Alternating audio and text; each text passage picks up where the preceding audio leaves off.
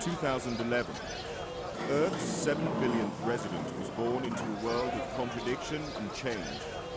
There could be enough food for all, yet 1 billion are still hungry.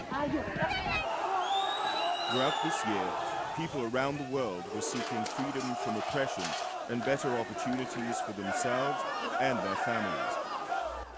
UN Secretary-General Ban Ki-moon. 7 billion now look to us, the world's leaders. They need solutions. They demand leadership. They want us to act. In Libya, Colonel Gaddafi's security forces began systematically shooting at peaceful protesters. More than 600,000 people fled the fighting and chaos, and Ban Ki-moon urged the international community to ensure the protection of civilians. I have spoken out bluntly and repeatedly. The violence must stop. In March, the Security Council adopted a resolution with 10 yes and 5 abstentions to take all necessary measures to prevent further attacks and the loss of innocent lives in Libya. Susan Rice, permanent representative of the United States. The Security Council has authorized the use of force, including enforcement of a no-fly zone, to protect civilians. Soon, NATO began a bombing campaign. UN humanitarian agencies delivered vital supplies to the population. With casualty numbers rising, Russia's ambassador Vitaly Churkin voiced his concern. Any act going beyond the mandate or any disproportionate use of force is unacceptable. In October, Libyans greeted the death of the dictator with celebratory gunfire.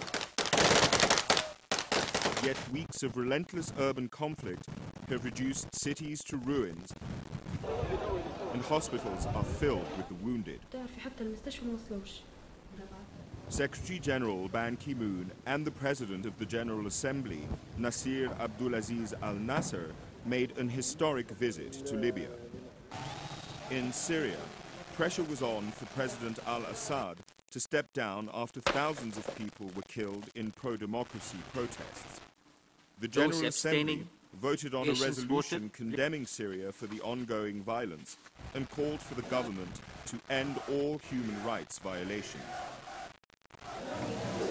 People in the streets of Ramallah cheered the news that their president, Mahmoud Abbas, had presented an application for full UN membership to Ban Ki-moon. After 63 years of ongoing tragedy, enough. Israeli Prime Minister Benjamin Netanyahu. We have to stop negotiating about the negotiations. Let's just get on with it. Let's negotiate peace. Meanwhile, on the ground in the occupied Palestinian territory, housing demolitions for Israeli settlement building continue. UNESCO granted Palestine full membership. The decision is adopted in Hama. Leading to the withdrawal States of America US funding takes the floor for the organization. to In join July, your the seats. newborn country of South Sudan became the 193rd member state of the United Nations. After decades of civil war in Africa's largest country, the UN helped organize a referendum on unity or separation. At over 100, Rebecca Kadi was one of the oldest voters to take part. She was telling me, after I vote, if I'm dead, I will be very, very happy, because I finished everything. Over 99% supported separation, and on the 9th of July, a new country was born. Like any newborn, South Sudan needs help. Together, South and North must face their common future as partners, not rivals. In 2011, more than 120,000 UN peacekeepers were deployed in 16 missions on 4 continents.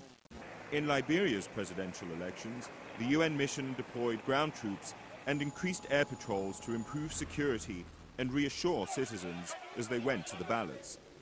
Voters turned out undeterred, despite some clashes that prompted the boost in security. President Ellen Johnson Sirleaf was not only re-elected, She was also one of 3 women activists who were jointly awarded the 2011 Nobel Peace Prize. The arrests of former Côte d'Ivoire President Laurent Gbagbo in April and accused war criminal and former Bosnian Serb military leader Ratko Mladic in May provided further evidence that the era of impunity may come to an end and the rule of international law is here to stay. Haiti slowly recovered from a major cholera epidemic. 1 year after the devastating earthquake, 40% of the 10 million cubic meters of rubble have been removed. The UN Development Programme and other UN agencies created jobs in a pilot project to transform some of the debris into gravel to build new homes and schools. UNICEF brought in supplies.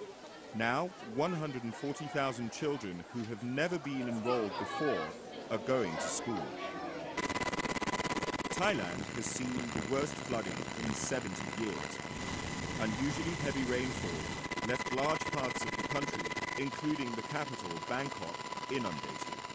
In Somalia, war and the worst drought in decades uprooted 1.5 million people. The World Food Programme opened feeding centers, bringing relief to millions in desperate need. Executive Director, Josette Sheeran. It's very dangerous and risky, but we have to reach people. Hundreds of thousands of Somalis walked for weeks to Kenya, but many didn't make it. The Dadaab refugee camp, the world's largest, became the 3rd biggest city in Kenya, with almost 500,000 residents. The UN's refugee agency, UNHCR, airlifted thousands of tents to ease the overcrowding. Famine has spread over Somalia, but the consequences of the drought affected the whole Horn of Africa. These farmers lost half of their livestock and food supplies are running out. We live on palm nuts. There is nothing more to eat.